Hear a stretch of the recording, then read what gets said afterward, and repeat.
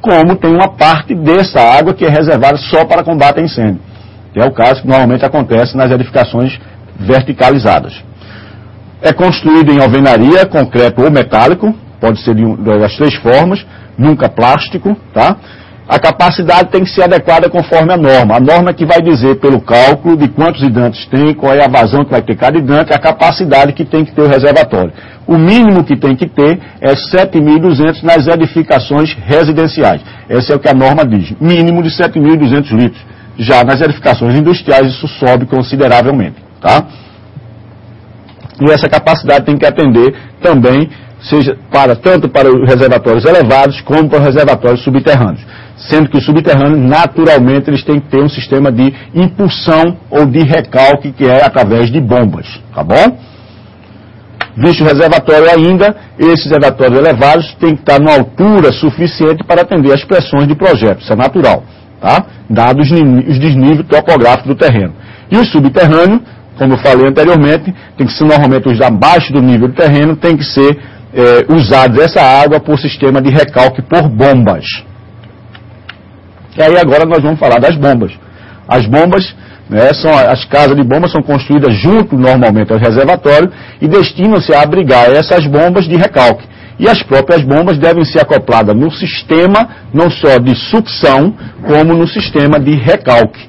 Tá? Aquele sistema de sucção é o que fica da bomba para a cisterna, e o sistema de recalque é da bomba para o hidrante. Então, tomando a bomba como referência, aquela tubulação, aquela canalização que vai para dentro da cisterna, suga a água, chupa a água, traz a água da cisterna e impulsiona para a tubulação, ou seja, antes da bomba chama-se sucção, depois da bomba chama-se recalque. Eu vou parar porque parece que temos perguntas aí, né? Temos sim, do Paulo Sapé, na Paraíba, aluno da Iris.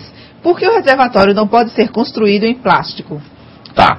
Normalmente os reservatórios em plástico, por efeito da intempérie do tempo, sol, chuva, calor, frio, eles sofrem mais em termos da resistência. Consequentemente, as pressões necessárias, que às vezes refluxam dentro do próprio sistema, porque ele pode fazer a pressão interna da água, termina rompendo e ele não dá a garantia de existência maior do sistema. Tá? É por isso que a norma, até hoje, ainda não aprovou a questão dos reservatórios plásticos. Até porque hoje até estão admitindo, já soube em alguns estados, os reservatórios não plásticos, mas aqueles em fibra de vidro, tá? Aqueles que normalmente fazem piscina, aquele tipo de produto é possível. Temos mais? Não temos as dúvidas. Então, ótimo. Vamos nessa. Bom, a fiação de bomba. Como nós falamos na aula anterior, da instalação elétrica para os elevadores, as bombas de combate a incêndio têm a mesma característica. Precisa ter uma tubulação, uma instalação elétrica independente do sistema normal do prédio.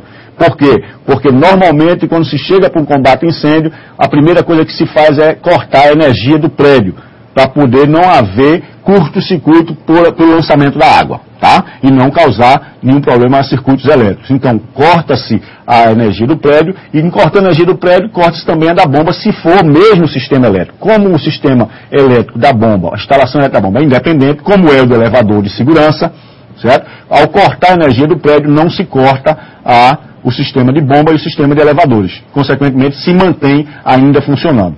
Essa é uma característica do sistema de bombas de recalque de combate a incêndio. Tá bom? Aí tem um exemplo, Billy, por gentileza, um exemplo de uma casa de bombas. Você nota aí que a tubulação é toda vermelha e temos os registros. Então, tudo que vier antes de bomba, vocês podem notar aí os dois registros que estão no sentido vertical e tem outros no sentido horizontal. Esses que estão no sentido vertical estão antes de bomba, é o sistema de recalque. O sistema que está, aliás, o sistema de recalque, exatamente. E o sistema que está acima, na vertical, nessas duas tubulações verticais, são o sistema de sucção, tá? É o que vem da caixa d'água, entra na bomba e da bomba recalca para toda a tubulação de distribuição dos hidrantes. Esse é um exemplo. Bom, vamos falar agora da canalização das mangueiras, ou seja, falamos do reservatório que compõe o sistema, os componentes do sistema de hidrante. Reservatório, falamos das bombas e agora vamos falar das canalizações, ou seja, que é o sistema de recalque praticamente.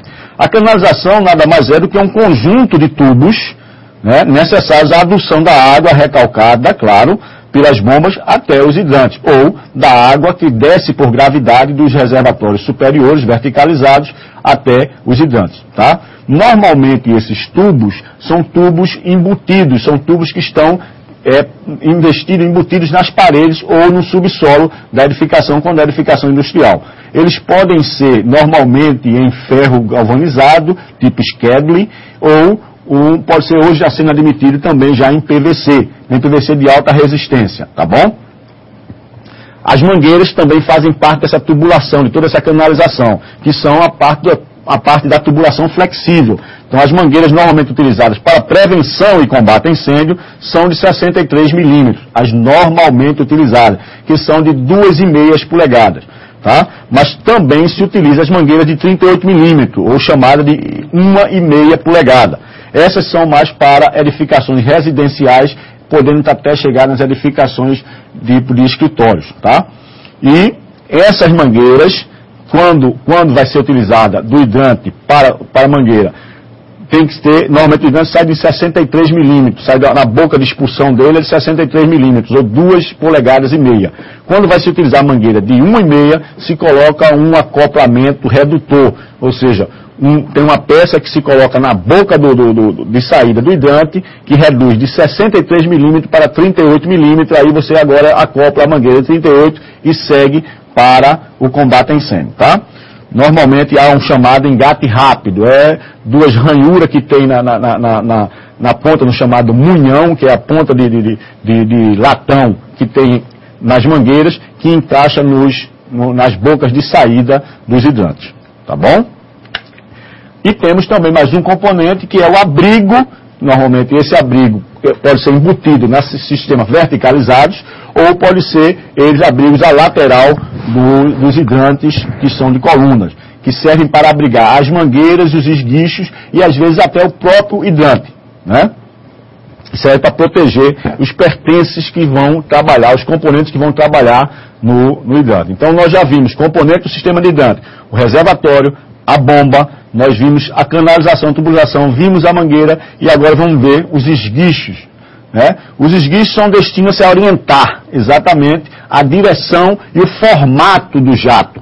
Então, o esguicho vai servir para você direcionar o jato para onde você deseja e dar o formato dele. Pode ser o jato sólido, é o chamado jato único, que ele é pontiagudo, cônico e tem um maior alcance, e pode ser o jato lebrina, que ele abre e forma uma espécie de nuvem de abafamento. Serve exatamente com essa função de fazer um abafamento resfriatório. Nós chamamos de abafamento resfriatório porque não só ele abre um leque sobre a superfície que está em queima, reduzindo a capacidade de ingresso do oxigênio comburente, aliás, com abafamento, e também a própria propriedade da água, que tem excelente propriedade de retirada de calor, serve como resfriamento. Tá? Então, quem vai dar este formato tronco cônico, que é no sentido único, chamado jato sólido, ou como o sentido neblina, é exatamente esse equipamento, este componente do sistema de hidrante chamado esguicho, é o que coloca na ponta subsequente de bomba ou subsequente de hidrante das mangueiras, ok? As mangueiras, por si só, são dutos em lonas sintéticas, né, que internamente tem um emborrachamento, que esse emborrachamento garante a resistência de fazer a dobra, o encaminhamento da mangueira. E tem de dois tipos, o tipo 1 e o tipo 2. O tipo 1 são mangueiras para prédios, seja ele residenciais, seja ele de escritório. E o tipo 2, normalmente utilizados para indústria, né? Indústria de maior tipo, inclusive em navios também são do tipo 2, por causa da abrasão, é uma mangueira que resiste, é mais resistente, tá? Então, falando em mangueiras, vamos vê-la aí agora. Então, vocês notam já aqui em cima, nessa figura superior, que nós temos um tipo de mangueira pedial do tipo 1, né? Nós podemos encontrar no mercado de 1,5 polegada ou 38 milímetros por 15 metros de comprimento. Podemos também encontrar nessas mesmas espessuras, mesma tubulação de 38 milímetros, com 20 metros, com 25 e com 30 metros. tá? Normalmente nós não encontramos acima de 30 metros. Só para profissionais da área de combate a incêndio, como os bombeiros, que às vezes pedem por encomenda, né, mangueiras com mais de 30 metros. Mas não é recomendável ter essas mangueiras muito longas, porque a manutenção dela passa a ser muito cara e passa a ser também muito preocupante.